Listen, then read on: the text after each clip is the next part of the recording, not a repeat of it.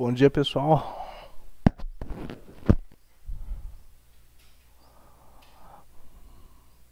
Podemos começar? Sala cheia hoje, hein? Falou em revisão, todo mundo aparece.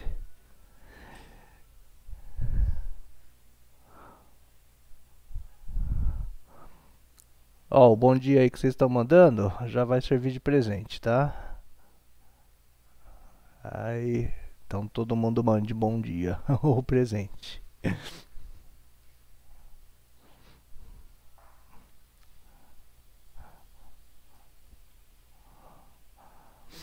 Aqueles sensíveis assim, se todo mundo não falar bom dia, fica se sentindo desprezado.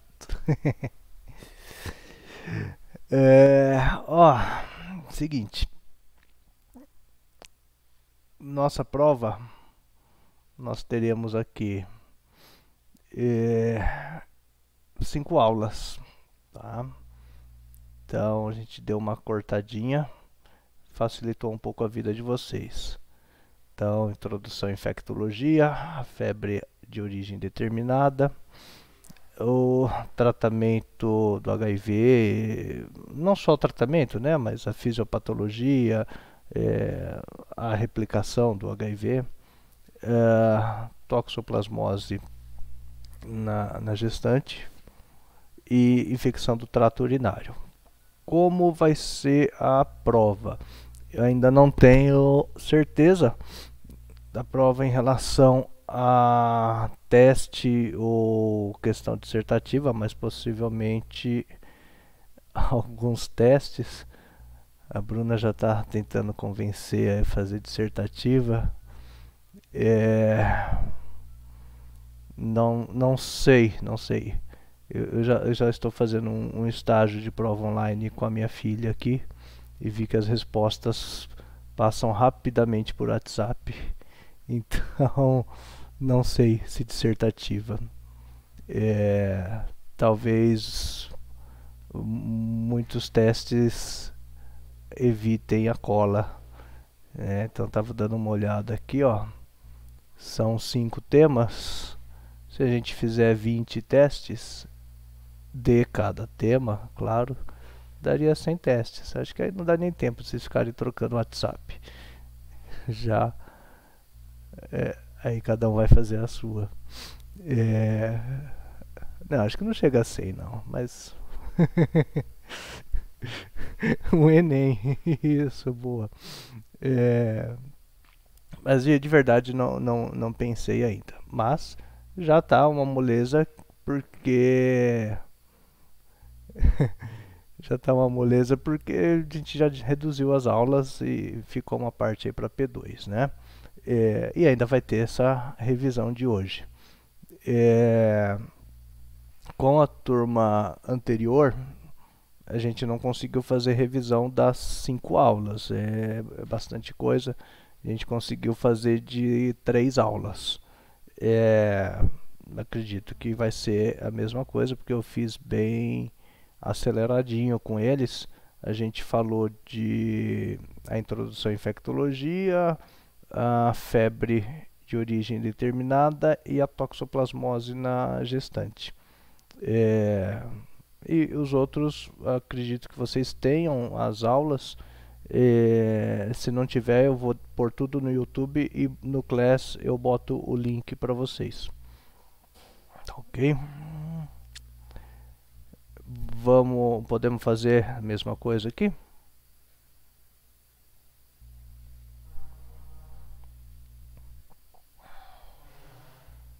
Ninguém se manifestou. Tiver alguém contra? É, vamos manter essas aqui então. Eu vou tentar dar uma abreviada na primeira para ver se a gente consegue falar um pouquinho da infecção do trato urinário. E se alguém quiser que a gente faça uma aula nova, também pode se manifestar aí.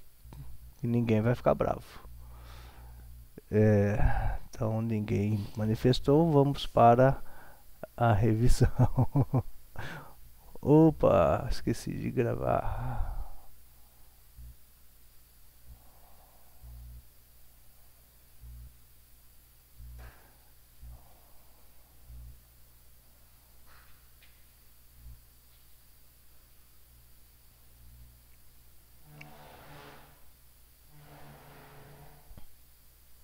Ainda bem que vocês me lembram de gravar, que eu sempre esqueço.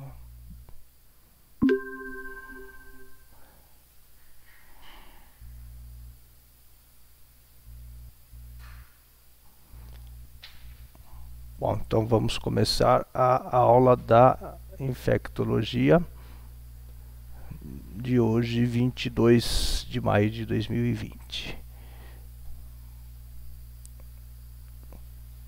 Então, nossa primeira aula foi lá no dia 14 de fevereiro, já faz um tempinho bom, hein? Que nós falamos da introdução à disciplina. Lembrando aqui que no modo de apresentação eu não consigo visualizar o chat, então se alguém tiver alguma dúvida, manda pelo áudio. Só lembrando que a nossa especialidade é uma especialidade multissistêmica, que tem uma ampla atuação, atuamos em várias frentes, e a denominação de infectologia é recente, até então tinha várias denominações, doenças infectoparasitárias, moléstias infectoparasitárias, que acho que a de vocês está como moléstia infectoparasitária. Assim que sair o reconhecimento do curso, a gente pode atualizar para a forma correta, que é infectologia. É uma especialidade que segue dicas, e daqui a pouco vou dar um exemplo aí dessa questão de seguir dicas.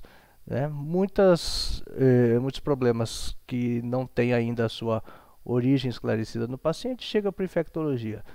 Lesão de pele, esclarecer; febre, esclarecer; linfonodomegalia, esclarecer; hepatomegalia, esclarecer; esplenomegalia, emagrecimento, rebaixamento do nível de consciência, insuficiência respiratória, sem uma causa definida, sobretudo agora em tempos de Covid.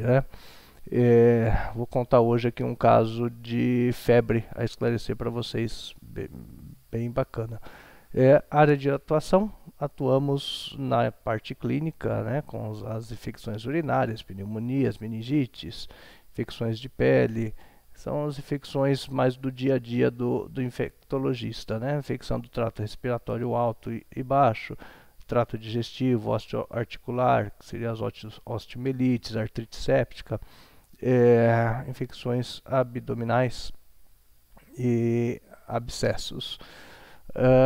Doenças emergentes, como tivemos MERS, SARS, Zika, chikungunya, agora aí o coronavírus, que na época da aula aqui nem tinha chegado no Brasil.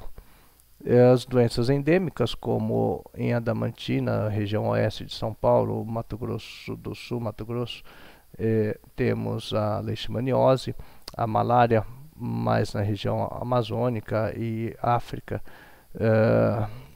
Tem um paciente internado aqui fazendo manifestações em sistema nervoso central por malária por Plasmodium falciparum. Ele veio de Moçambique. A dengue, micose, em algumas regiões temos mais. Exposições específicas, por exemplo, leptospirose, hantavirose, exposição aí aos roedores. As áreas de atuação: nós atuamos em vigilância epidemiológica, quem gosta, em vacina, saúde pública, programas de prevenção e tratamento de doença em nível de rede pública. Também tem atuação nas infecções hospitalares, ou agora chamadas de infecções relacionadas à assistência à saúde, IRAS.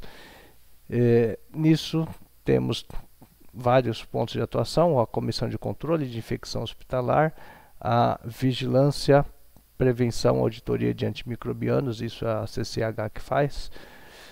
Os pacientes em pós-operatório desenvolvem infecções, infecção de sítio cirúrgico, infecção intracavitárias, por exemplo, abscessos, e pacientes em uso de procedimentos, por exemplo, infecção do sítio de inserção de catéter central, infecção de corrente sanguínea, infecção de sítio cirúrgico, ventilação associada, pneumonia associada ao ventilador, infecção do trato urinário associada à sonda vesical de demora. São infecções comuns aí que quem trabalha com infecção hospitalar tem que fazer.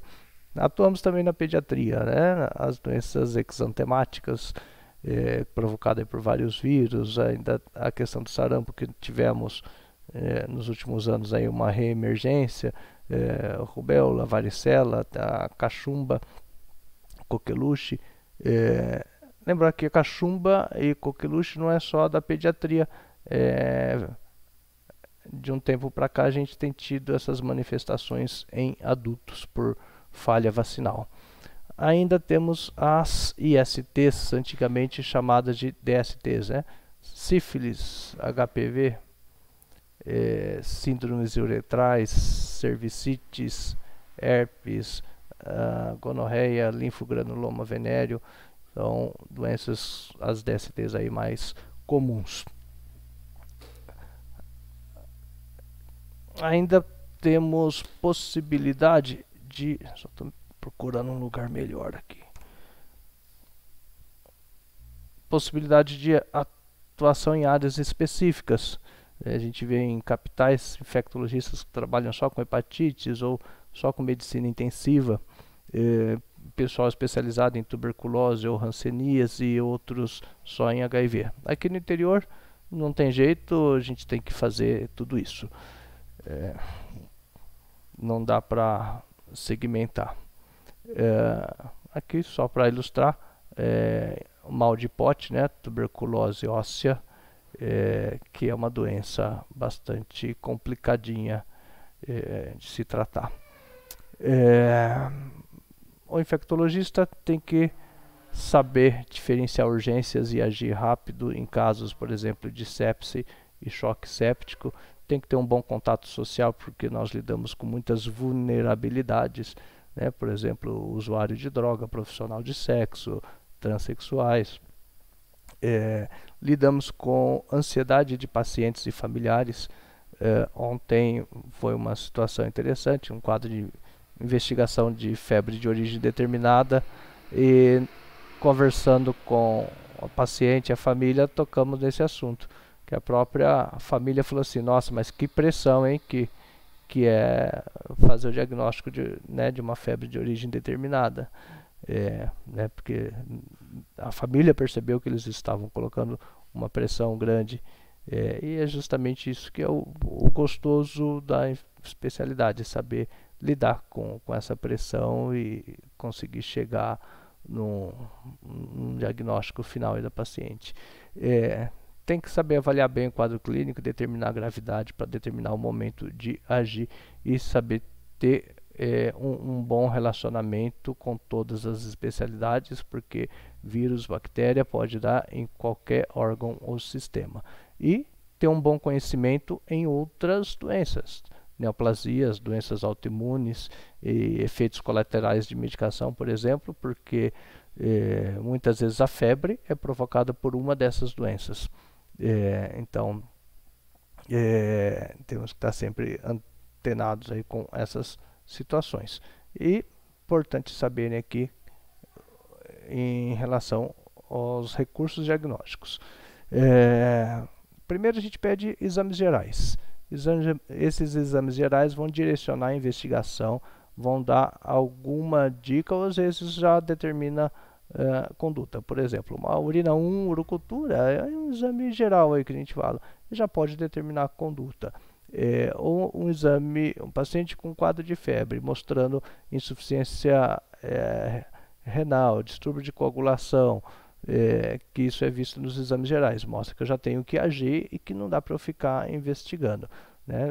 Exames gerais, eles vão caracterizar a gravidade, vão caracterizar a presença de disfunção de órgãos e a intensidade do processo inflamatório. Quais são? Hemograma, bioquímica hepática, função renal, provas de atividade inflamatória, são os exames de rotina para o infectologista. E os exames de imagem são exames que vão determinar características, localização, extensão e gravidade das lesões. Sobretudo nessa época de coronavírus, o exame de imagem tem sido muito útil, né? Uma vez que demorou a se acertar uma sensibilidade para teste rápido, para PCR, a tomografia se mostrou bastante útil. E só um minutinho, pessoal, por favor.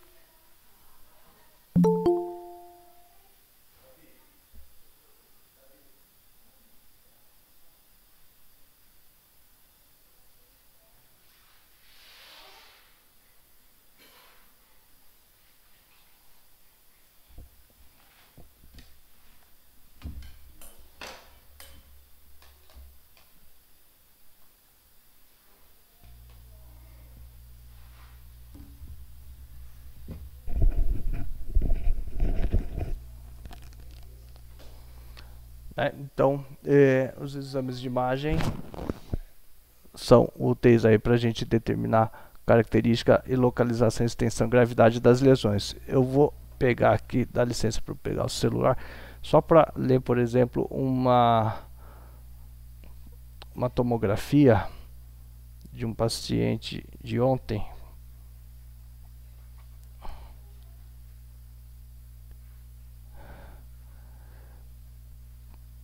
Para vocês terem ideia da importância, né, de um exame de imagem. Olha aqui, ó, comprometimento pulmonar bilateral e difuso composto por opacidade em vidro fosco e focos de consolidação dispostos nas regiões periobroncovasculares e periféricas com predomínio nos campos pulmonares inferiores, denotando processo inflamatório infeccioso em atividade de etiologia viral. A extensão do comprometimento pulmonar é de grau acentuado acima de 50%. Então, a tomografia ou outros exames de imagem, elas vão dar a localização, elas vão dar a extensão, elas vão dar a gravidade. Isso aqui é uma tomografia de um paciente com Covid, provavelmente, né? Então, essa é a utilidade do exame de imagem. Numa situação mais habitual, diagnóstico que, por exemplo, de tuberculose, chegou o paciente com uma lesão cavitada dessa, é muito sugestivo. Aqui é uma outra manifestação da tuberculose, a tuberculose miliar. Veja que tem uma manifestação aqui extensa por ambos os pulmões. Aqui, para fazer um diagnóstico, um paciente com uma dispneia, eu faço um raio-x e já vejo que nessa área aqui, ó, não tem parênquima. Isso aqui é um pneumotórax. E aqui eu tenho uma área de consolidação focal aqui, homogênea. Isso aqui é uma pneumonia. Aqui eu tenho um abscesso cerebral encapsulado, ó. E aqui eu tenho uma toxoplasmose e o edema perilesional, né? Ficou parecendo um ovo aqui, mas deu para perceber. Aqui eu tenho, ó, uma espondilodicite, uma infecção no disco e comprometimento também da vértebra. Então tem uma osteomelite e uma discite. E aqui o desenho esquemático representando essa infecção. Aqui, ó, por exemplo, eu tenho uma prótese de joelho com uma infecção e a cintilografia indicando para mim, onde brilha a cintilografia, dependendo do contraste que eu uso, vai me falar se é se eu tenho uma lesão infecciosa aqui. Então, todos esses exames servem para localizar, caracterizar e me dar a extensão e a gravidade da doença. E tenho outros exames, mas eles não me dão o agente etiológico. Então, eu tenho outros exames para determinar o agente etiológico.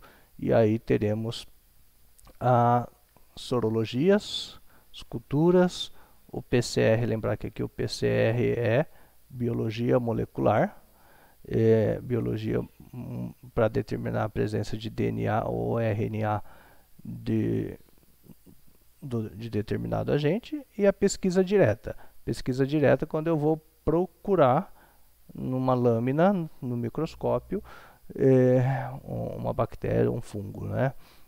Por exemplo, uma micobactéria, uma tuberculose, pego o escarro do paciente, coloco numa lâmina, faz a coloração lá de Ziehl-Neelsen e vejo se tem presença do bacilo álcool-ácido resistente.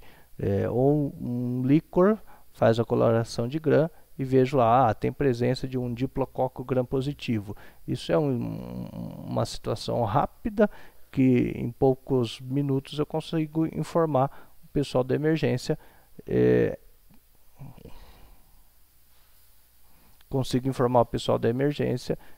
que tem lá um possível agente de uma meningite. Isso vai direcionar o tratamento. E que materiais que a gente pode utilizar para fazer a pesquisa? Teoricamente, qualquer material do organismo, né? Posso utilizar sangue, urina,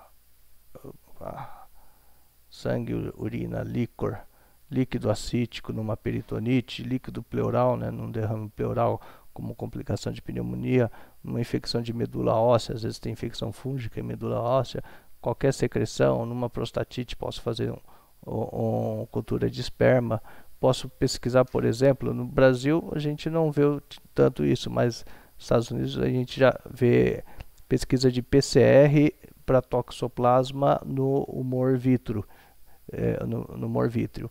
E às vezes eu preciso de ser mais invasivo, preciso de fragmento de tecidos, tanto para fazer cultura como para fazer biópsia, né? Fazer anátomo patológico. Isso é muito comum em infecções ortopédicas. O ortopedista vai lá, colhe fragmento ósseo,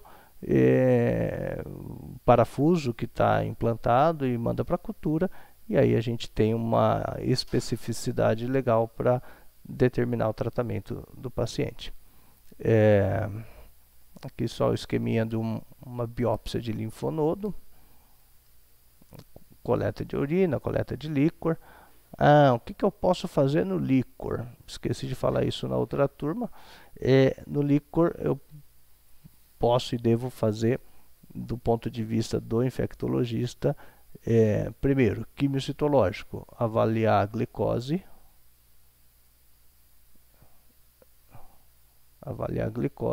e avaliar proteína.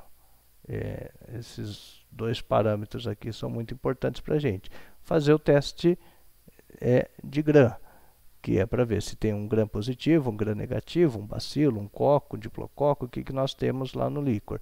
Fazer o teste do látex, que o teste do látex também me dá uma dica rápida aí do que pode ser o agente daquela meningite, né? Eu pego o líquor e jogo ali anticorpo contra a Neisseria, anticorpo contra pneumococo e contra diversas bactérias, e tenho a possibilidade de dar um diagnóstico precoce da etiologia da meningite. Aí, para ter mais certeza do diagnóstico, a gente faz a cultura e podemos fazer o PCR. O PCR, né, lembrar aqui que é o PCR de biologia molecular.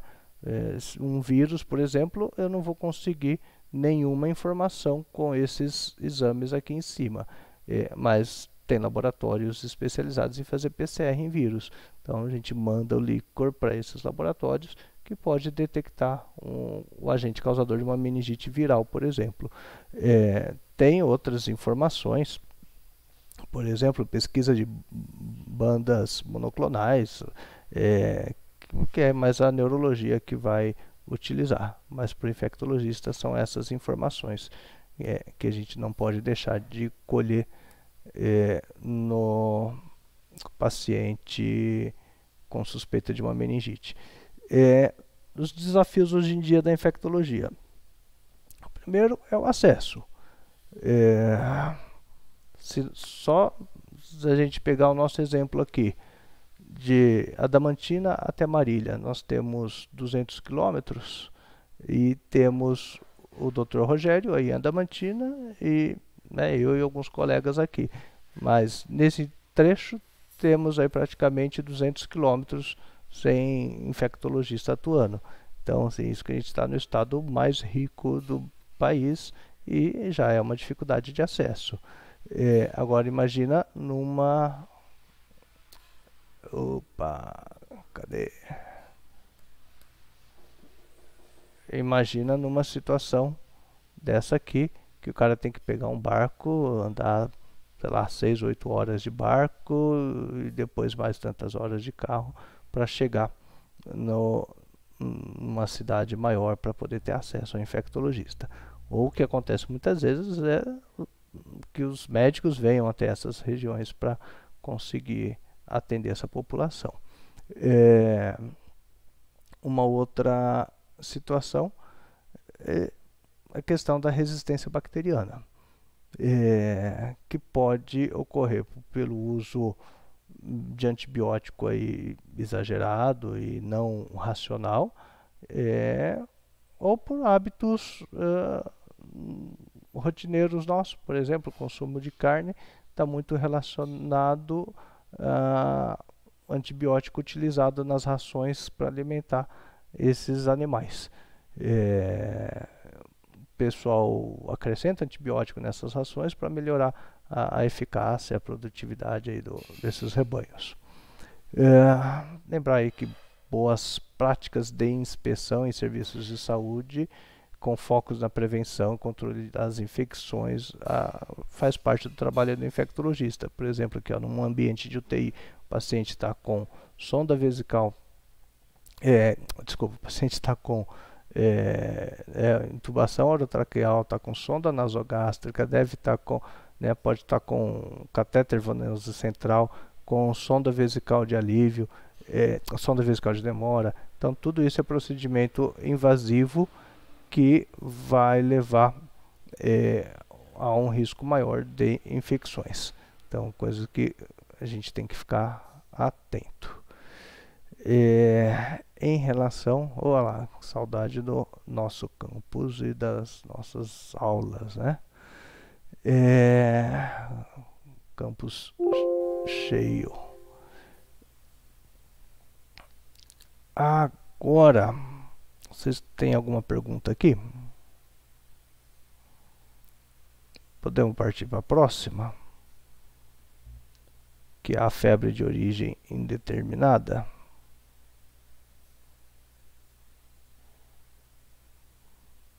Então vamos. A febre de origem determinada foi lá em 21 de fevereiro. Deixa eu só pegar a caneta aqui, cadê? Está escondida.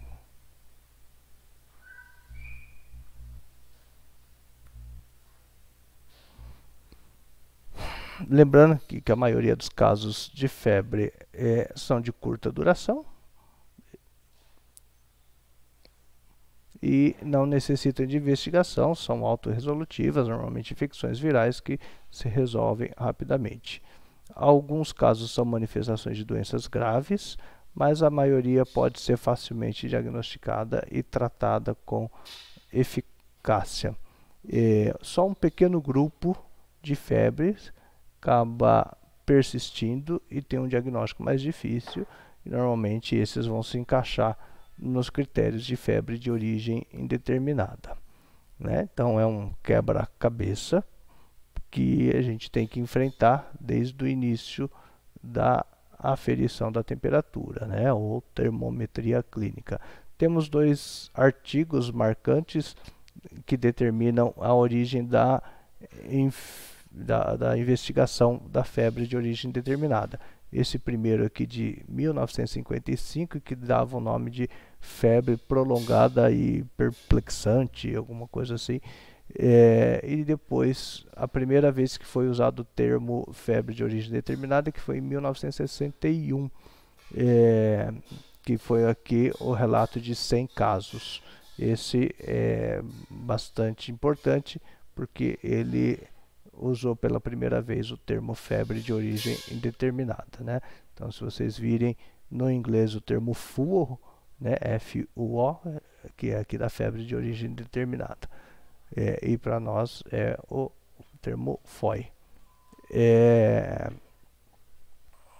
Então, aqui está só falando da definição. A primeira definição fala aqui, ó, de febre acima de 38,3 em várias ocasiões, persistindo sem diagnóstico por pelo menos 3 semanas, apesar de uma semana de investigação hospitalar. Porém, a propedêutica foi avançando, os recursos diagnósticos foram avançando e esse conceito mudou um pouco. Hoje nós temos o seguinte conceito para FOI: uma temperatura maior que 37,8 com duração de pelo menos 3 semanas e investigada em ao menos 3 visitas ao consultório ou 3 dias de internação hospitalar. Esse é o conceito atual da febre de origem indeterminada. Por que que aqui atrás a gente falava de 38,3 e aqui fala de 37,8? Porque ali a gente falava de temperatura central, aqui a gente fala de temperatura axilar, né? O americano tem o hábito de aferir a temperatura oral e nós temos o hábito de aferir a temperatura axilar. E também com o surgimento de outras doenças e outras situações, dividimos a FOI em alguns grupos. A FOI clássica, a FOI associada à assistência à saúde, ou também chamada de FOI hospitalar, a FOI no imunodeficiente, que é aquele paciente submetido a uma quimioterapia ou uma medicação pós-transplante de órgão, e a FOI no HIV. Cada uma dessas situações aqui vai ter agentes específicos causando essa febre. Essa tabelona aqui depois a gente vai, né, desmembrar. Uma tabela do Mandel, que é o Tratado de Infectologia. Ele fala aqui, né, de temperatura de 38. Bom, antes, só para reforçar aqui, ó, lembrando que tem a FOI clássica, a FOI associada ao healthcare e a FOI do imunodeficiente e a FOI relacionada ao HIV. Então temos 4 grupos de FOI. E o mais importante vocês saberem com mais detalhes a investigação da FOI clássica, mas não esquecerem de informações básicas aqui da investigação da FOI associada ao cuidado de saúde, ao imunodeficiente e ao HIV. Então, uma tabelinha com definições. A FOI clássica é aquela que tem febre de 37,8 em várias ocasiões, com duração maior ou igual a 3 semanas e ausência de diagnóstico após 3 dias de internação hospitalar ou 3 consultas ambulatoriais. Não é mais aquela definição anterior de uma semana de internação, né? A FOI nosocomial ou hospitalar ou associada à assistência à saúde, porque não é só o paciente internado em hospital, o paciente em esquema de home care, o paciente em clínica de repouso, todos eles estão sob assistência de saúde e podem desenvolver uma febre, uma doença relacionada à assistência à saúde. Então, o paciente tem que estar internado, né, ou sob um tratamento domiciliar ou internado numa clínica de repouso, com temperatura maior que 37,8 em várias ocasiões e ausência de infecção ou doença em incubação no momento da admissão e ausência de diagnóstico após 3 dias de investigação adequada. Inclui aqui pelo menos 48 horas de cultura. foi no paciente neutropênico. Quando a gente tem neutrófilos menor do que 500, isso ocorre normalmente nos pacientes submetidos à quimioterapia, temperatura maior que 37,8 em várias ocasiões, e aqui a mesma coisa, ausência de diagnóstico após 3 dias de investigação adequada, incluindo pelo menos 48 horas de cultura em andamento e negativa. E foi no HIV. Primeiro, obviamente, tem que ter HIV confirmado.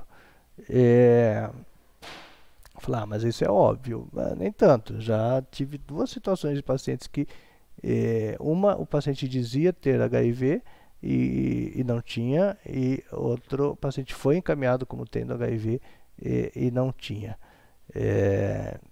Então, a gente precisa ter a confirmação de que o paciente tem HIV. Ter a febre, e o que muda em relação às outras, a duração. No HIV, para eu classificar como FOI, tem que ter uma duração maior do que maior ou igual a 4 semanas. E aí, mesma coisa, investigação de 3 dias em pacientes internados ou 3 dias de consulta ambulatorial, incluindo pelo menos 48 horas de cultura. Esse aqui é um artigo aqui da revista da Sociedade Brasileira de Medicina Tropical. Vamos lá. Aqui ele divide nas principais causas. Então, a gente vai ter causas infecciosas, como sendo as mais prevalentes, causas neoplásicas, as colagenoses e um grupo chamado miscelânea. Nas infecciosas, a tuberculose, sobretudo a extrapulmonar, é a mais comum, mas endocardite, a gente tem que estar bastante atento a ela. Os abscessos, a malária, já vi caso de malária que estava sendo conduzido como dengue, com outras infecções, e depois a gente fez o diagnóstico de malária. Toxoplasmose, eu acrescentaria aqui também o citomegalovírus e o Epstein-Barr vírus, que é a mononucleose. Tudo isso pode dar febre maior do que 3 semanas e passar o diagnóstico desapercebido. Salmonelose, esquistossomose, mas aí são situações mais raras. Das neoplásicas, linfoma de Hodgkin, adenocarcinoma, lesões metastáticas, outros linfomas, leucemias podem ser causa de FOI de origem neoplásica. E as colagenoses, lúpus, doença de Still, que é artrite reumatoide juvenil, não é tão raro, e síndromes relacionadas ao lúpus. Teve essa semana uma mocinha internada, ela tem diagnóstico já de lúpus e vinha fazendo febre há umas 3 semanas, foi investigada, não foi localizado nenhuma causa infecciosa, e aí a gente atribuiu como uma febre relacionada à atividade do lúpus. Entramos com corticoide e ela teve resolução do quadro. Então, era uma síndrome relacionada ao lúpus. E aqui na miscelânea, a tiroidite subaguda, arterite de células gigantes, polimialgia reumática. Vamos grifar o que é mais comum aqui. Tiroidite, polimialgia, hepatite, mas eu colocaria mais assim, hepatite alcoólica ou hepatite por drogas, corpo estranho, principalmente intraabdominal. Como é que acontece isso? O cara opera e fica lá uma gase ou fica qualquer instrumental, isso pode provocar febre. Ou muito comum, febre induzida por drogas. Drogas aqui no sentido de medicação. A gente vai passar uma tabelinha depois das principais drogas que podem induzir a febre. Anemia hemolítica pode dar febre, sim. Essa deficiência de IgA não é a deficiência de IgA em si que dá a febre, mas as infecções que passam a ocorrer por conta da deficiência de IgA. E aqui alguns preceitos que essa revista, esse artigo da Sociedade Brasileira de Medicina Tropical colocou. Certifique-se de que o paciente tem febre. Ah, Rodrigo, como assim? Não é tão óbvio. Não, tem paciente que inventa que tem febre e não tem. Então você tem que ter certeza. Colocar o termômetro e aferir a febre. O exame clínico deve ser sistematizado, minucioso e repetido. Eu vou avaliar esse paciente várias vezes, não vou pular partes do meu exame clínico, vou fazer detalhadamente, né, e vou repetir sempre que eu avaliar. Vou ter que excluir doenças potencialmente graves e tratáveis, porque essas doenças podem matar e tem tratamento. Então eu tenho que ter certeza de que não é uma dessa, ou vou fazer um teste terapêutico para ela, se o paciente estiver instável. Excluir febre provocada por medicamentos. Dipirona, antibiótico, anti-inflamatórios podem provocar febre. Exclua imunodepressão subjacente. Não que a imunodepressão em si provoque febre, mas ela abre a porta para infecções. Né? Trabalhar com exames de qualidade, isso é óbvio, não adianta eu ter um laboratório que não me ajuda. Definir critérios para indicação de prova terapêutica. Por exemplo, essa moça que tinha o diagnóstico de lúpus, a gente estava num momento que a gente não tinha mais diagnóstico e tinha que fazer uma prova terapêutica. Tinha que iniciar corticoide para ver. Começamos corticoide, regrediram todos os sintomas, ela ficou bem. Mas eu tenho que também definir indicação para interromper a prova terapêutica. Se eu perceber que não está dando certo, eu tenho que saber em que momento eu vou parar. Então, prova terapêutica. Quando eu chamar um colega para pedir uma opinião, e possivelmente nessa situação vou precisar de uma ajuda, é bom eu estar presente lá para acompanhar a consulta do médico. Manter boa relação médico-paciente. Isso até comentei com essa paciente que eu falei ontem, que a própria família falou assim, nossa, mas que pressão, né, que a gente põe em você. Eu comentei desse slide aqui, que a gente tem que manter uma boa relação, que a gente já sabe que a pressão vai vir. E nossa missão lá é investigar e dar amparo para a família. E há um tempo para agir, um tempo para esperar. Tem situações que dá para esperar e investigar. Essa de ontem é uma paciente que deu para eu esperar um intervalo entre primeira consulta e alguns exames. Mas tem situação, por exemplo, se chega um paciente para mim lá, taquicárdico, taquipneico, febril, hipotenso, fazendo alteração de nível de consciência, não dá para eu esperar, eu vou ter que agir, tratar a doença que eu acho mais provável e depois eu continuo a investigação. Eu não gosto desse preceito que eles colocaram aqui de pensar em associação de doenças.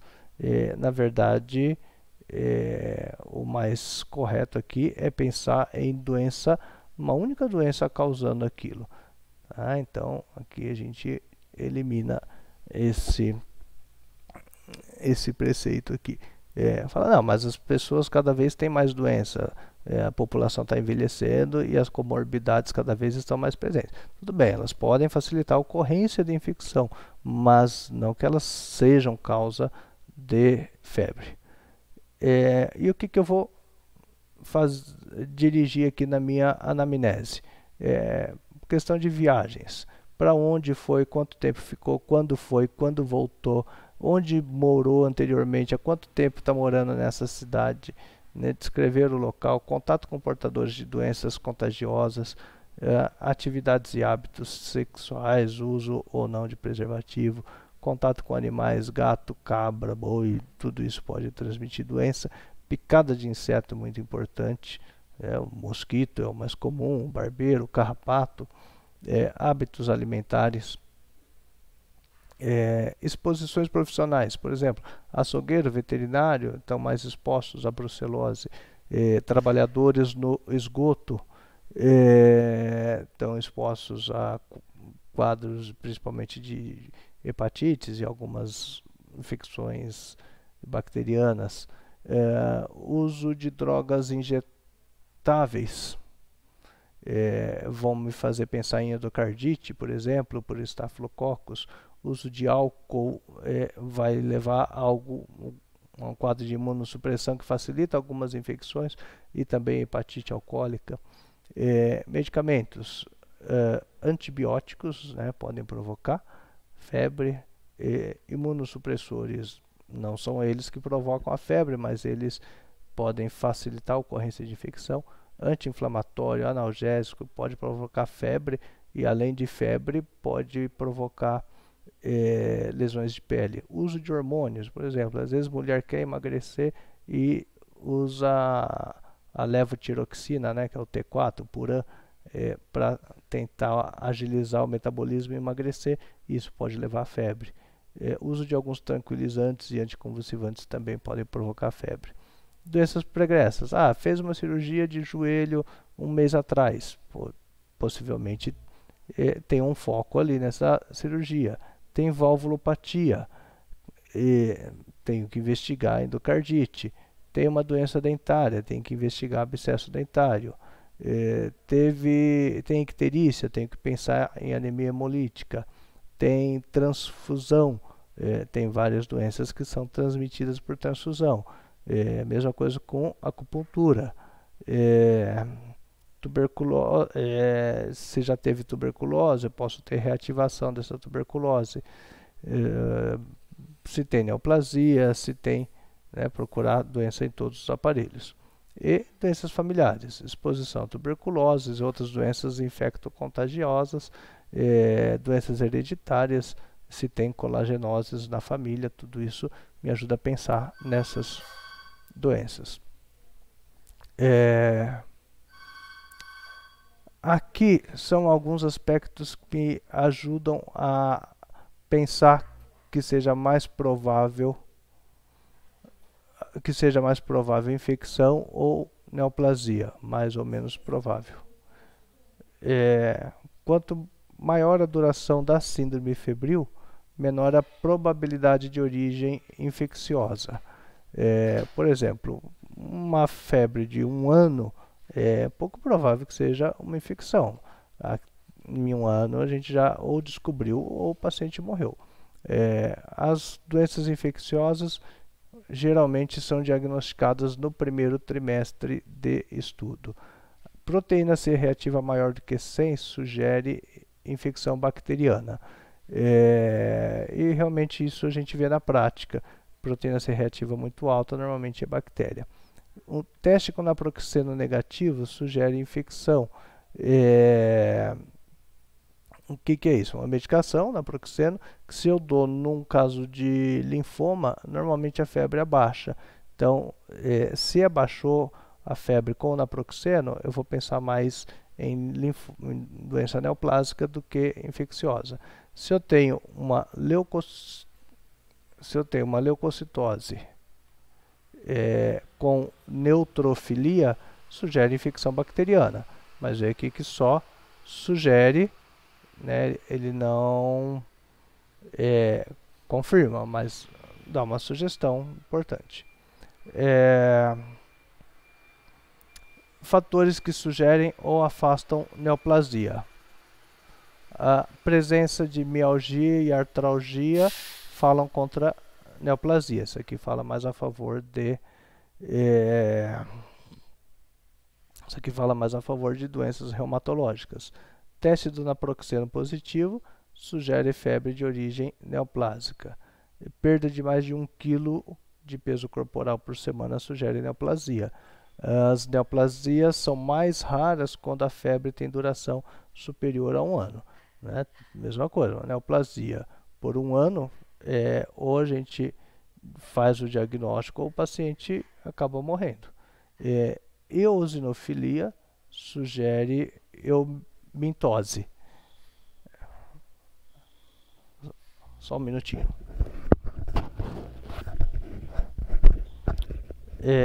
Eosinofilia sugere eumintose. Não adianta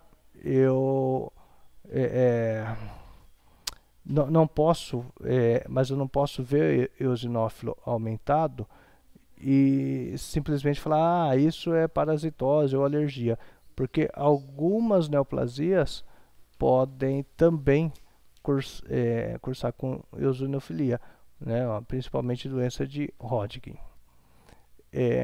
Aqui são as etiologias comuns de febre de origem determinada, só que segundo um outro artigo, esse artigo aqui da Sociedade Americana de Medicina de Família, e acho que ele está bem completinho. Das causas infecciosas, a mais comum aqui, a tuberculose, a abscesso abdominal, abscesso pélvico, abscesso dentário, endocardite. Osteomielite é uma doença comum, ela costuma ser crônica, mas ela é mais localizada, então por ser mais localizada, ela não costuma dar tanta febre, mas pode dar. Eu mesmo tive uma osteomielite em coluna e tinha bastante febre. Sinusite é comum, então, olha, eu tinha acrescentado no slide anterior, ó, citomegalovírus e Epstein-Barr vírus. Sempre, sempre, sempre pensar no HIV. Doença de Lyme não é tão comum aqui pra gente, mas Estados Unidos pensa bastante, mas não podemos deixar para lá. Prostatite, bastante comum também. A sinusite, eu acho que aqui está repetindo. Falando do HIV, a gente acaba lembrando aqui também da sífilis. A sífilis pode ser causa de febre de origem determinada. Então, a gente sempre tem que pensar em HIV e sífilis. Desculpem a letra. Escrevendo aqui com a mão direita, sai tudo feio. Bom, nas doenças malignas, a leucemia crônica pode ser uma causa de foio, linfoma, câncer metastático e câncer de cólon. Estou grifando aqui os mais comuns para facilitar para vocês. Nas doenças autoimunes, a doença de Stilbe, que ela se repete em vários artigos, que é a doença, a artrite reumatoide juvenil, a polimialgia reumática. Ano passado eu tive um paciente com polimialgia reumática, artrite temporal, não tão comum, artrite reumatoide, febre reumática, doença inflamatória intestinal, o lúpus e as vasculites. Acrescentaria aqui as tiroidites. E miscelânea, febre induzida por drogas, sempre tem que pensar que remédio o paciente está tomando. Complicações da cirrose, por exemplo, peritonite bacteriana, febre, essa aqui é tipo aquela febre que o paciente inventa, que não é uma febre, que você tem que aferir com mais certeza. Hepatite alcoólica pode dar febre, hepatite por lúpus pode dar febre. E trombose venosa profunda, sarcoidose, são causas bastante comuns. Então essa tabelinha eu acho que está bem legal. E aqui as medicações que normalmente provocam febre. O halopurinol, não só a febre, como eu já tive paciente com um processo alérgico importante. Aí vamos ver aqui das outras, as penicilinas e a fenitoína são drogas aqui que costumam provocar febre. Olha que interessante, essa tabela aqui é do Mandel e ela mostra que nos Estados Unidos 33% das causas de febre são infecções. Na Índia já isso aumenta para 50% por causa das condições de moradia.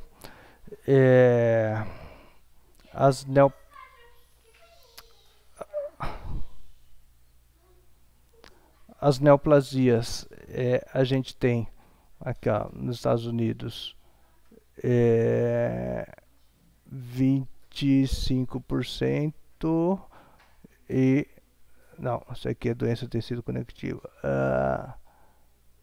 As neoplasias aqui nos Estados Unidos. Não, tá certo mesmo. Estados Unidos, neoplasia 25%, na Índia um pouquinho menos. E as doenças do tecido conjuntivo, 13%, na Índia 9%. A Europa é muito parecido com os Estados Unidos. Então aqui, aquela tabela grande ali do Mandel, que fala da definição da FOI clássica, que tem que ter uma temperatura, para nós, 37,8, duração maior que 3 semanas, com pelo menos 2 visitas ambulatoriais ou 3 dias internado. Normalmente esse paciente vem da comunidade, e as causas a gente tem que pensar nas doenças infecciosas, nas doenças neoplásicas. Na história tem que enfatizar viagens, contato com animal, uso de medicações, imunizações, histórico familiar. No exame físico, fundo de olho é importante, avaliação de orofaringe, palpação da artéria temporal, exame de abdômen, exame de linfonodos, exame abdominal para ver tamanho de fígado e de baço, as articulações, pele, dobras, genitália, pensar em infecções de reto ou próstata e trombose de veia profunda. Na investigação tem que dar ênfase aqui às vezes em imagem, posso precisar de biópsia e o VHS, né, que é uma prova de atividade inflamatória, além do proteína C reativa.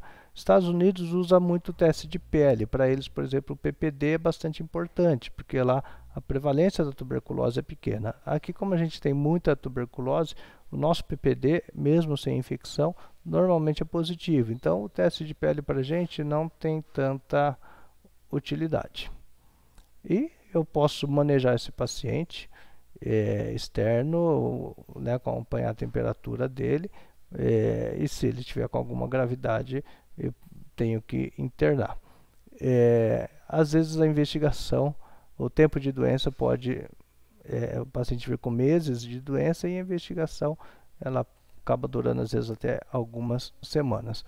Essa tabelinha aqui é importante, ele coloca como causas raras de FOI. Aí você vai falar, Rodrigo, mas você falou para não ficar atrás de causas raras. Mas eu vou pegar dentre as causas que ele coloca como raras, o que é mais comum.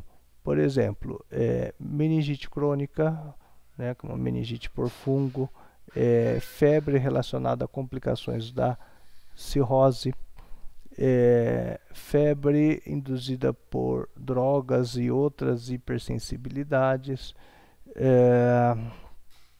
Vamos lá aqui.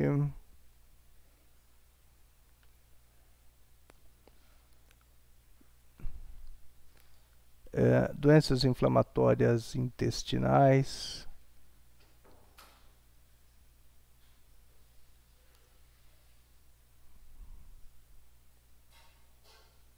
Deixa eu pensar, procurar aqui causas. Sarcoidose, não é tão raro. Sinusite.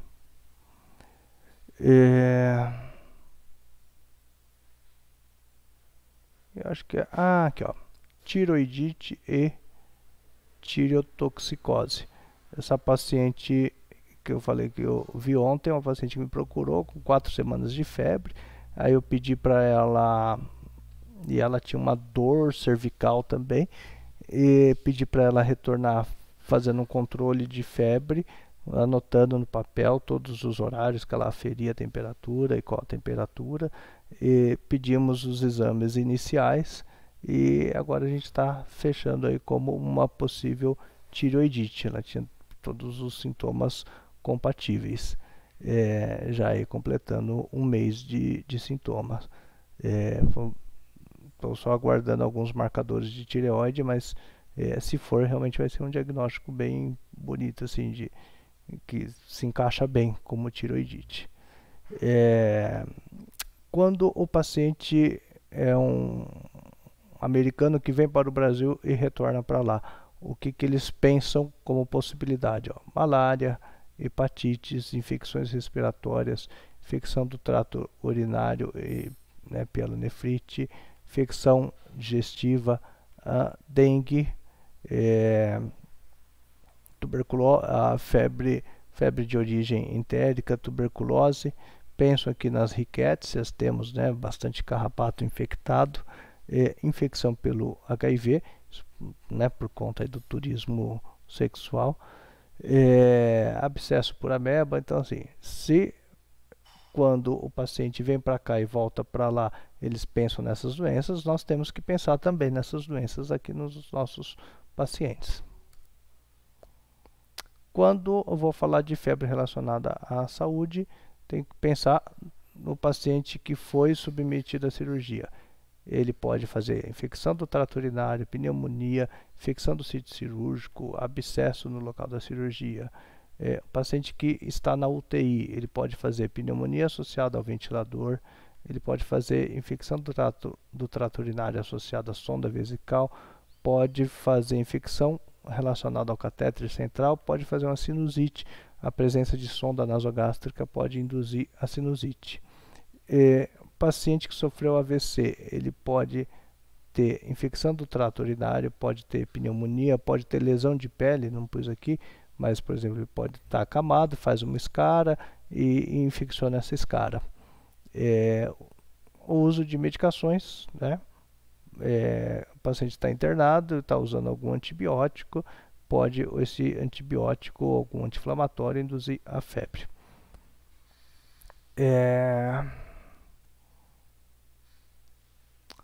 Em relação à FOI no imunodeficiente, no não HIV, o paciente que teve transplante de órgão, está fazendo quimioterapia, normalmente ele é neutropênico, a infecção é documentada somente em 40% a 60% dos casos, e a maioria dos casos é diagnosticada como bactéria, fungo ou vírus. O citomegalovírus é um vírus comum de reativar no imunossuprimido. Aqui, possíveis causas de FOI no neutropênico: infecção fúngica, infecção bacteriana, toxoplasma e alguns vírus como o herpes, Epstein-Barr, varicela. Tive um paciente com linfoma que fez uma varicela importante, com uma pneumonite por varicela, e isso acabou, infelizmente, indo a óbito. A FOI relacionada ao HIV. Tuberculose é campeã, principalmente a tuberculose extrapulmonar, a pneumocistose, toxoplasmose, as micobactérias não tuberculosas, o citomegalovírus, criptococose, histoplasmose, linfoma, sarcoma de Kaposi. O próprio HIV pode fazer febre, então tem um paciente que estou investigando febre, eu tenho que pedir HIV. A síndrome da reconstituição imunológica, quem é da Liga de Infectologia, a gente teve uma aula sobre isso. Infecção que não manifestava sintoma, a hora que começa a melhorar a imunidade, passa a manifestar sintoma. Fungos e medicamentos, então eu tenho que pelo menos ter ideia aí do paciente com HIV, o que pode causar FOI. Como que eu vou avaliar esse paciente?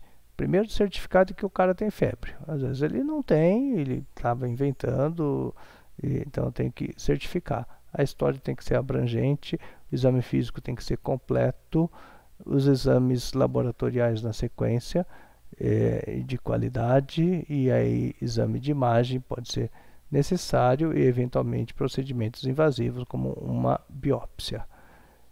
Aqui uma brincadeira que eu fiz com vocês na aula. Vou colher uma história completa, uma história ampla, certificar de que o paciente tem realmente febre, e aí a gente brincou. Depois disso a gente vai colher a história novamente, e depois disso colher a história mais uma vez, aqui só para incentivar que a história é muito importante. E aí depois a gente vai fazer o exame físico minucioso, repetir o exame físico, e sempre que possível examinar. E ainda para ajudar a quebrar nosso quebra-cabeça, se a gente não tem uma hipótese formada ainda aqui, a gente pede a avaliação de um colega e vou acompanhando a avaliação sem ficar intervindo na avaliação dele. Não induzir respostas. Né? Se eu estou lá torcendo, por exemplo, porque a febre do cara seja uma sinusite, aí eu fico assim: ah, você tem dor de cabeça, não tem? Talvez ele vai responder que sim, mas nem tem. Ele respondeu porque eu fiquei meio que coagindo o cara a responder. Ou não, né? Ou por exemplo, assim, ah, você tem tosse quando deita, né? Talvez ele nem tenha, mas do jeito que eu perguntei, ele acaba concordando comigo e fala que sim. E também não constranger o paciente nem se escandalizar com suas respostas, né? Se o paciente tem, sei lá, um hábito sexual não muito dentro das rotinas, e ele fala que tem múltipla parceria, essas coisas, não vou falar, oh, nossa, porque senão ele vai se inibir e de repente ele começa a sonegar respostas. Então, vou reforçar a questão da história, verificação da febre e o padrão. O padrão da febre é importante, o exame físico, exame laboratorial de imagem, lembrar que no exame laboratorial as culturas são muito importantes. Eventualmente vou precisar de procedimentos invasivos para colher material para cultura ou para anátomo patológico. E em algumas situações vou precisar de teste terapêutico. Aqui é um fluxograma que eu vou colocar aqui de uma forma ampliada. Então preciso de uma história completa. Se na história completa eu já tiver achados positivos, eu vou tratar, ou direcionar a minha investigação para esses achados. Se eu não tiver, eu vou para alguns exames um pouquinho mais completos. Vou fazer contagem de células brancas, contagem, fazer eletrólitos,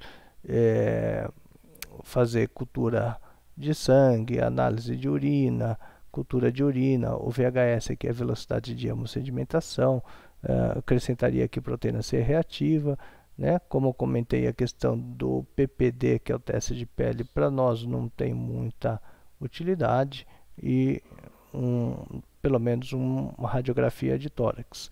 Se eu tiver resultado positivo aqui, já vou direcionar minha investigação, meu tratamento para aquilo que me deu a dica aqui. Se não tiver, eu vou avançar para abdômen.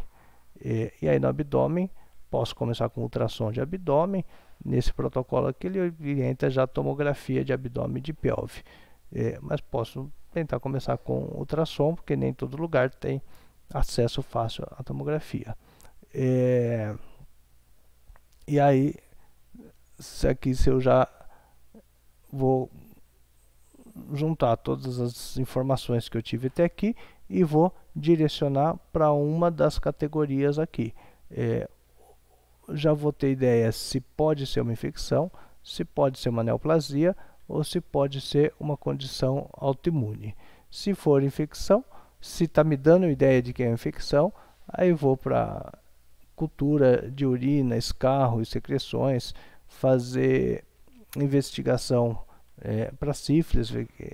No outro artigo ele não falava da sífilis, nesse ele fala.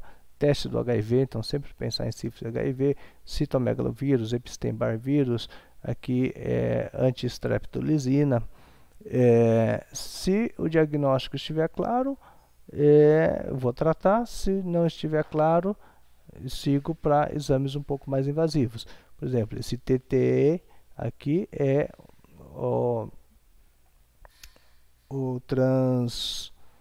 ecocardiograma transtorácico. Esse TEE é o ecocardiograma transesofágico. Punção de líquor ou eventualmente uma cintilografia. Se estiver dando dica para doenças malignas, se maligna hematológica, vou fazer esfregaço de sangue periférico, eletroforese de proteína. Se o diagnóstico não está claro, vai fazer uma biópsia de medula óssea. Se não hematológica, vou pensar então que nos tumores de órgãos sólidos, como mamografia, tumor de pulmão, vou fazer tomografia de tórax, endoscopia digestiva alta e baixa, procurar as neoplasias, um scan de tumores ósseos, isso pode ser feito com a cintilografia. Se o diagnóstico não foi claro ainda, fazer ressonância de cérebro, biópsia de tecidos suspeitos, como pele, linfonodos, fígado, eventualmente até uma laparoscopia para investigação, mas isso hoje em dia é um pouco menos comum porque os exames de imagem ajudam bastante. Se estiver me direcionando para doenças reumatológicas, então a gente vai procurar altos anticorpos, como FAM, fator reumatoide. E se não está claro ainda, eu vou fazer biópsia de linfonodo ou biópsia de artéria temporal. E nas miscelâneas, eu vou, por exemplo, essa paciente que está dando dica de ser uma tiroidite, pedir TSH, T4 e marcadores antitireoide, anticorpos antitireoides. Eu vou direcionar para aquilo que está me dando a dica.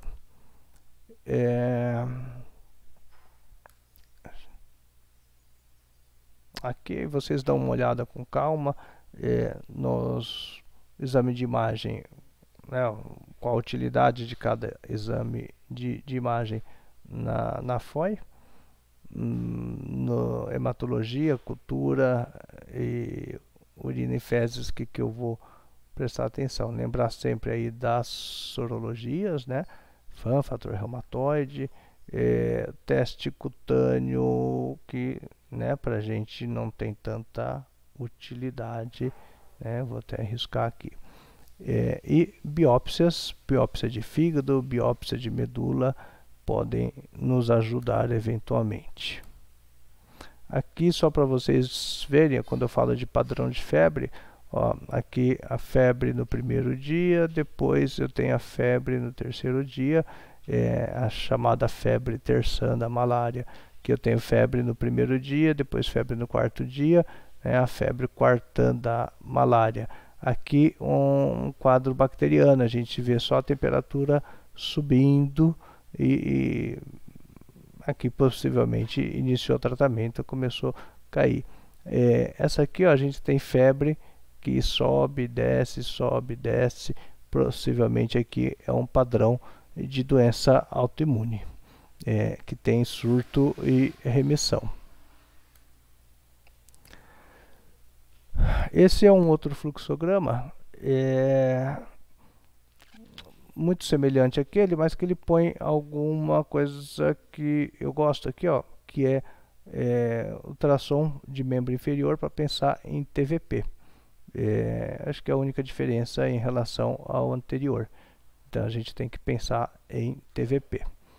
Se eu tenho suspeita de endocardite, eu tenho que usar os critérios de Duke para ver risco de endocardite para esse paciente. Às vezes com critérios de Duke eu acabo fechando. Vocês não tiveram ainda, a endocardite está no nosso programa.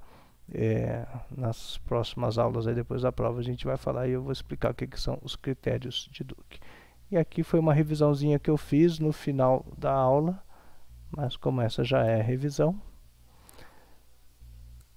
E era isso de FOI. Todo mundo vivo e acordado aí? E podemos fazer toxoplasmose agora?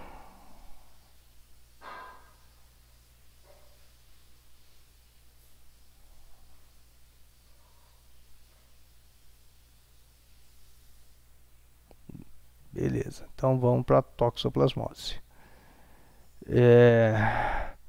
Só ver se tem algum recado aqui. Na aula eu pulei essa parte e fui direto para avaliação de FOI. Qual parte? Caroline? Tá me dizendo aqui que eu pulei alguma parte da aula.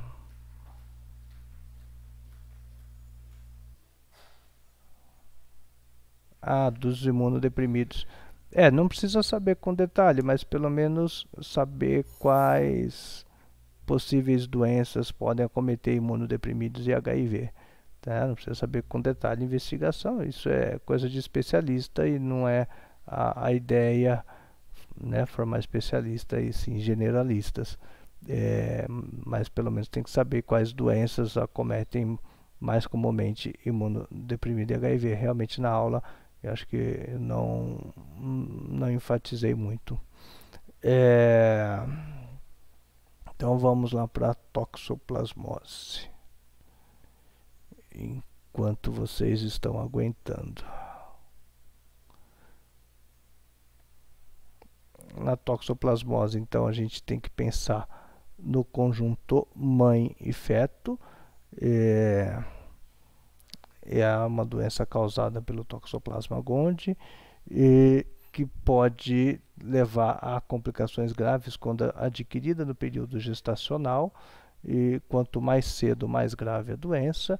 Ela comete aqui de 4 a 10 casos para cada 10 mil nascidos vivos, então não é tão raro. E a apresentação clínica é muito variável, pode ter manifestações muito simples a manifestações oculares, neurológicas, sistêmicas, até óbito fetal, óbito neonatal. E a doença resulta... Opa, tá faltando um S aqui, ó. Isso é um S, não é um Z. Resulta da transferência transplacentária do toxoplasma para o concepto. Então, a mãe tem lá o toxoplasma circulando e transfere para o bebê via placenta. E ele é decorrente da infecção primária da mãe durante a gestação. Normalmente, não é a reativação da doença que acaba afetando o bebê. A não ser nas mães imunossuprimidas. Nas mães com HIV isso pode acontecer, mas nas mães saudáveis é a infecção que ela adquire durante a gravidez. 14% ocorre no primeiro trimestre e 60% dos casos no terceiro trimestre. Ainda bem, porque as infecções adquiridas no primeiro trimestre, então infecções adquiridas no início da gestação, elas tendem a ser mais graves. Então a gravidade tende a ser maior no início da gestação. E quando o paciente conseguiu fazer o diagnóstico, chegou para você tratar, e isso às vezes lá no posto de saúde você vai ter que tratar mesmo, se quem for generalista e for trabalhar na rede primária, você pode chegar e falar para a mãe assim, ó, você está sendo tratada, fica tranquila que teu bebê não vai ter nada. Não, porque você só reduz o risco de infecção. Porque as mães não tratadas têm um risco de 50% a 60% de infecção. E as mães tratadas têm um risco de transmitir para o bebê de 25% a 30%. Então você só diminui pela metade o risco, mas continua havendo risco. Então por isso a necessidade de prevenção, de rastreamento precoce e rastreamento e de diagnóstico precoce. Quanto antes você fizer o diagnóstico, mais protegido está o bebê. O rastreamento, quando que eu vou fazer? Ele é indicado para todas as gestantes suscetíveis antes da gestação, ou seja, aquela que tem o IgG negativo ou o IgG era desconhecido antes da gestação.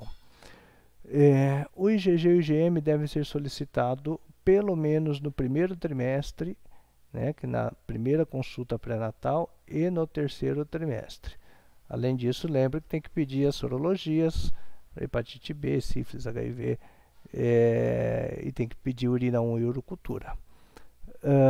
Uma opinião pessoal aqui, eu também pediria no segundo trimestre a sorologia para toxoplasmose, toda vez que essa gestante apresentar um quadro infeccioso não muito esclarecido, pediria, porque o risco e a consequência para o nenê pode ser bastante grave.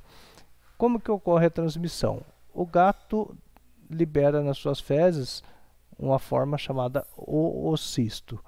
Aí, se um animal, por exemplo, o gato liberou suas fezes lá no pasto, aí um boi foi lá, comendo a grama no pasto, adquiriu esses oocistos, e aí ele vai fazer a doença na fase aguda, vai se transformar em taquizoítos.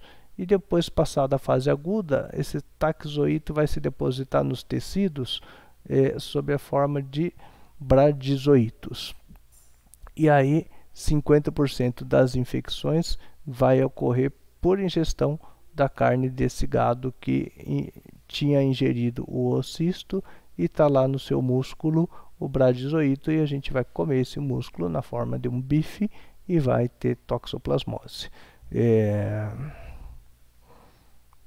E conosco acontece da mesma forma. A gente pode adquirir, por exemplo, comprou lá uma verdura no mercado, tinha uma represa onde o agricultor pegava a água para irrigar a horta, e algum gato tinha depositado as fezes próximo à represa. Veio a chuva, arrastou essas fezes para dentro da represa, e na hora de regar a horta, ele jogou água com o oocisto em cima do pé de alface. Foi lá, comprou o pé de alface, não lavou adequadamente, comeu, e vai ter a fase aguda com taquizoítos, depois a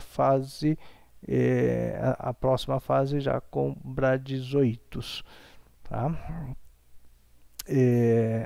Se isso acontecer durante a gestação, vai ser bastante complicado, porque às vezes a pessoa fala assim: eu não tenho risco nenhum, não tenho gato e eu sou vegetariano, não como carne, mas pode adquirir dessa forma, com fruta, legumes, verdura contaminado.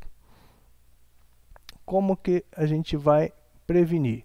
A principal forma de prevenção: cozimento adequado dos alimentos e evitar contaminação cruzada. Então, ter o cozimento adequado de produtos de origem animal, e na mesma pia, na mesma bancada onde eu corto a carne, eu não vou colocar a salada lá, o legume para preparar, porque pode contaminar, né, o vegetal.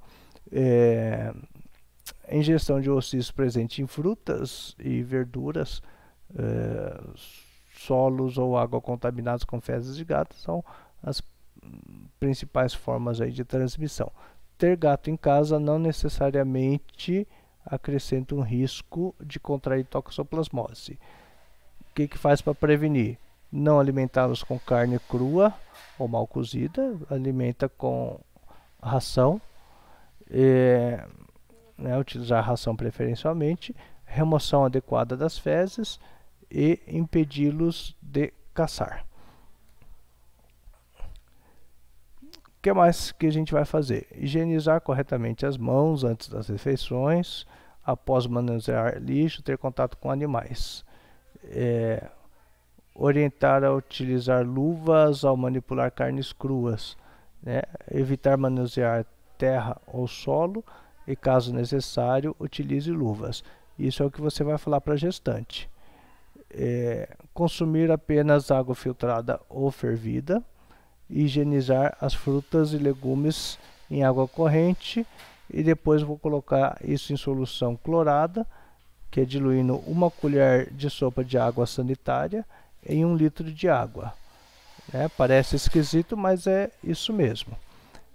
E aí lava o alimento novamente e mantém sob refrigeração até a hora do consumo. Convívio com gatos. Se a mulher está gestante e tem gato, vai alimentar o gato com ração, não vai deixar que faça ingestão de caça ou carne crua, evitar que a gestante troque a caixa de areia de gatos domésticos, né, que nem eu brinquei na aula, caso não seja possível, o marido não está sendo muito útil, e ela tiver que limpar e trocar, que ela faça isso utilizando luvas e pá. E evitar o contato com fezes de gato no lixo ou no solo. Se houver contato, higienizar corretamente as mãos.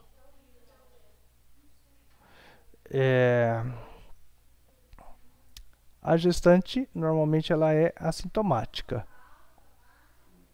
Quando tem sintomas presentes, eles são inespecíficos. Só um minutinho.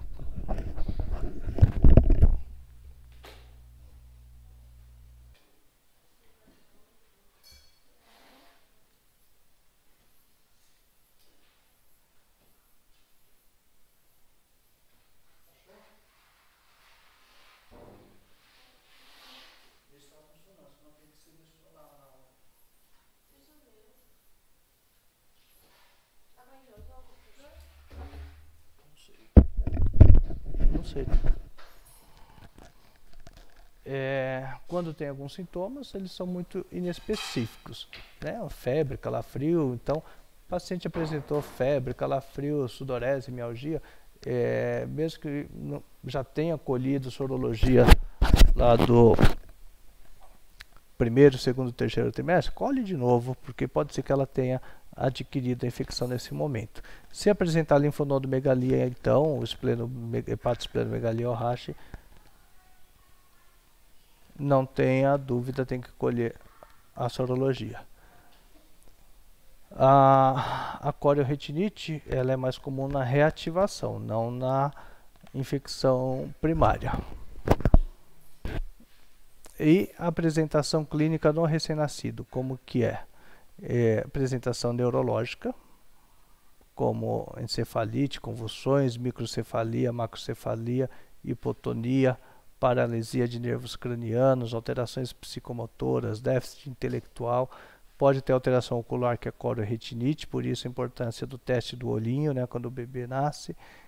Pode ter manifestações sistêmicas, como hepatomegalia, esplenomegalia, ascite, pericardite, deficiências hormonais, perda auditiva, visual, ou pode ter até óbito do recém-nascido. No pré-natal é possível ter ideia de que vai ter alteração,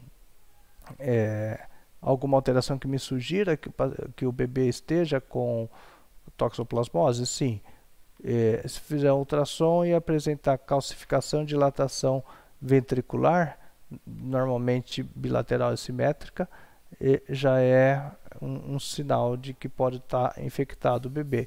Hidrocefalia, ascite, alteração da textura do fígado e do baço também dão dica de que o bebê está infectado. Aqui, resumidamente, a mulher teve toxoplasmose e aí quanto tempo depois da toxoplasmose ela pode engravidar? Aparentemente, depois de 3 meses não tem mais risco de transmitir, mas recomenda-se por segurança engravidar só após 6 meses. Reforçando aqui, transmissão transplacentária é rara em reativação, apenas mães com HIV, com imunossupressão grave. Como que eu vou fazer o diagnóstico? Os sintomas são inespecíficos, o diagnóstico vai ser por IgG e IgM. O IgM pode permanecer positivo, às vezes por até alguns anos, se a gente usar uma técnica com alta sensibilidade, mas normalmente ele fica positivo somente por alguns meses. Eu tenho que ter uma coleta precoce de IgG, IgM, para poder fazer um teste de avidez, tá? Tá escrito errado aqui, ó. Avidez com Z. Então eu tenho lá uma gestante que tem o IgG reagente e o IgM não reagente. Isso significa que ela já teve a infecção prévia ou tem lá a toxoplasmose crônica, ela tem os cistos nos tecidos dela. E nessa situação eu não vou tratar. Se ela tem o IgG reagente e o IgM reagente, a gestante pode ter infecção recente, eu devo confirmar com teste de avidez do IgG. Como que é isso? O teste de avidez, ele vai me dar avidez elevada, avidez moderada, avidez baixa. A avidez elevada significa que a infecção ocorreu há mais de 16 semanas. Portanto, ele só tem utilidade se eu colher até a 16ª semana de gravidez. Porque aí eu posso falar, olha, a infecção ocorreu antes do início da gravidez. Mas se eu colher lá na 30ª semana e vier uma avidez elevada, vai falar que a infecção ocorreu há mais de 16 semanas, mas eu não sei quantas. Então, pode ter sido no início da gestação. Por isso, colher sorologia na primeira consulta pré-natal, e se vier o IgG positivo, não adianta colher e marcar um retorno para o paciente só 2, 3 meses depois, tem que ser rápido. Colher e se vier positivo já fazer o IgG. Até a 16ª semana, IgG positivo com avidez elevada, significa que a infecção ocorreu antes da gravidez, não preciso tratar. Se a avidez vier baixa ou moderada, eu preciso tratar. Essa situação, IgG não reagente com IgM reagente, significa que a gestante pode estar em soroconversão. É uma toxoplasmose aguda. Acabou de adquirir, ainda não deu nem tempo de produzir o IgG. Então, nesse caso aqui, eu tenho que tratar. Agora, se o IgG não reagente, o IgM não reagente, essa mãe nunca teve contato, ela é suscetível, ela nunca foi infectada. O que eu vou fazer aqui? Reforçar a orientação de profilaxia, aquela questão alimentar, cozimento da carne, limpar os vegetais, cuidados com o contato com o gato e tal. Aqui está repetindo basicamente o que eu falei aqui. A conduta durante a gestação. Assim que confirmado, eu vou começar a medicação. E vou começar com a espiramicina. Tem duas formas de eu dosar o comprimido. Ou em miligramas, 500 miligramas, ou 1.500.000 unidades. 2 comprimidos de 8 em 8 horas até a 16ª semana. Isso não é coisa de infectologista. Quem estiver lá no posto atendendo vai ter que iniciar esse tratamento. Não dá para esperar o paciente chegar no infectologista. Isso aqui só vai evitar a infecção placentária. Além de que isso aqui cai muito em prova de residência. Aí eu tenho que investigar se há infecção fetal. Isso eu nem sempre consigo fazer. Por quê? É difícil. Precisa pesquisar o DNA do parasita no líquido amniótico. São poucas pessoas que têm a habilidade de fazer a punção do líquido amniótico ou punção do sangue do cordão umbilical, isso durante a gestação, e são poucos os laboratórios que a gente tem aqui disponíveis para fazer essa pesquisa do PCR. Então, se eu não tiver condições de fazer essa pesquisa, eu vou considerar que o bebê está infectado. E aí, a partir da 16ª semana, eu vou substituir a espiramicina por sulfadiazina, pirimetamina e ácido folínico, que é um parasiticida que vai tentar matar os parasitas que estão no bebê. E aí, a partir da 34ª semana, eu volto novamente para o esquema de espiramicina, suspendendo a sulfadiazina. Por que eu tenho essas alterações?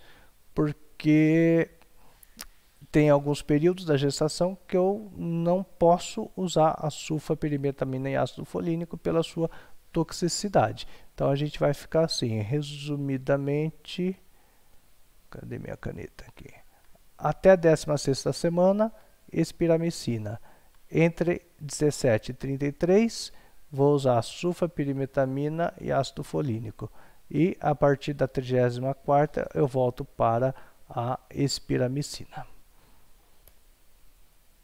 A não ser que, nesse momento aqui, eu consiga colher líquido amniótico ou sangue do cordão umbilical e descartar a infecção fetal. Se eu descartei a infecção fetal, eu sigo com espiramicina o período todo. E aí, no bebê? No bebê é o seguinte, vou tentar resumir aqui para vocês. O IgG é um anticorpo que passa via transplacentária. E ele pode, a mãe produz, na mãe ele vai ficar pela vida toda, então após a infecção ele persiste por toda a vida e pode passar por via transplacentária. O IgM ele aparece 2 semanas, o pico é em 1 mês e depois ele declina para ficar indetectável em torno de 6 a 9 meses. E, importante, ele não atravessa a placenta. Pode eventualmente haver contaminação do sangue materno na hora do parto, mas aí em poucos dias ele desaparece. Então, se nascer um bebê com IgG positivo e IgM negativo, esse bebê não tem toxoplasmose. Ele recebeu o IgG via transplacentária da mãe. Agora um bebê com IgG positivo, IgM positivo, e esse IgM persistindo por várias semanas, esse bebê tem toxoplasmose e aí eu vou ter que tratar. Eu só vou ter que ter alguma certeza de que tenha ou não infecção em sistema nervoso central, porque se tiver, eu vou ter que associar corticoide ao tratamento. Então, o diagnóstico do bebê é feito com IgG e IgM. Posso usar o IgA também. Se o bebê tiver IgA, é uma dica de que ele tem infecção. Porque o único que atravessa a placenta é o IgG. O IgG, a gente vai ver que o IgG do bebê, no bebê não infectado, o IgG do bebê, ele é menor do que o IgG da mãe. E ele vai caindo rapidamente e desaparece, e o da mãe permanece. E o tratamento, se for feito o diagnóstico da toxoplasmose neonatal, é a sulfadiazina, pirimetamina e ácido folínico por 12 meses. Ficar muito atento com a questão da toxicidade da medicação. E cuidado com, se tiver lesão ocular ou se tiver lesão em sistema nervoso central, tem que associar a prednisona. Isso só para conhecimento, porque aí já vai ser o pediatra que vai cuidar. Então, basicamente era isso. Aqui, né, os folderzinhos para orientação das mães.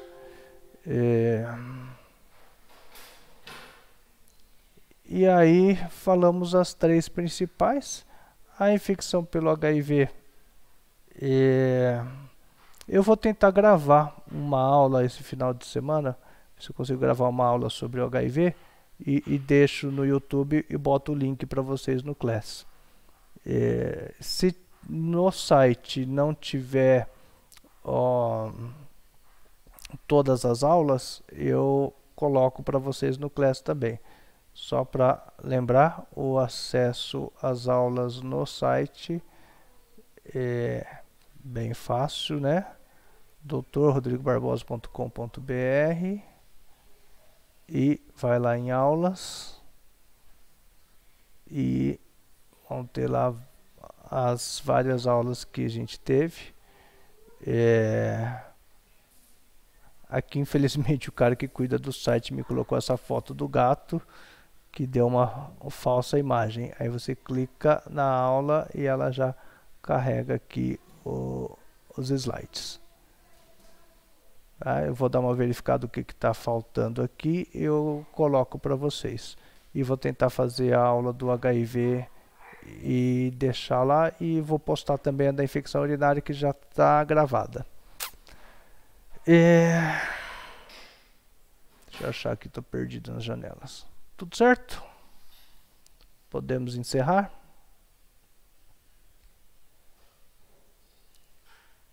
Quase 2 horas de aula, hein? Tá bom, então. Espero que estejam prontos para essas 2 semanas que se iniciam. Só para vocês ficarem atentos, as provas tem como a gente controlar o tempo, tá, de execução de prova. Então, se for prova de 1 hora, depois de 1 hora a gente bloqueia a recepção de respostas. Então, as provas vão ter esse tempo. Né, cada professor aí vai orientar quanto tempo ele vai dar para fazer a prova. A nossa, se for o Enem aí de 100 testes, dá para dar umas 4 horas para vocês. Já que as 2 turmas vão fazer juntas. Mas vou pensar. Não vai chegar no 100 não, mas possivelmente prova de múltipla escolha com uma ou outra questão dissertativa. Tá bom? Alguma dúvida? Querem perguntar? Imagina, eu que agradeço aí. Já levaram uma grande vantagem de tirar algumas aulas da prova e de ter essa revisão. Mas nos encontramos em 2 semanas então na prova. Tá joia? Vou encerrar a gravação aqui. Obrigado aí pela participação de vocês. Qualquer dúvida, podem mandar e-mail ou pessoal aí tem meu WhatsApp, pode me acessar. Tá joia? Bom final de semana com máscara. Até.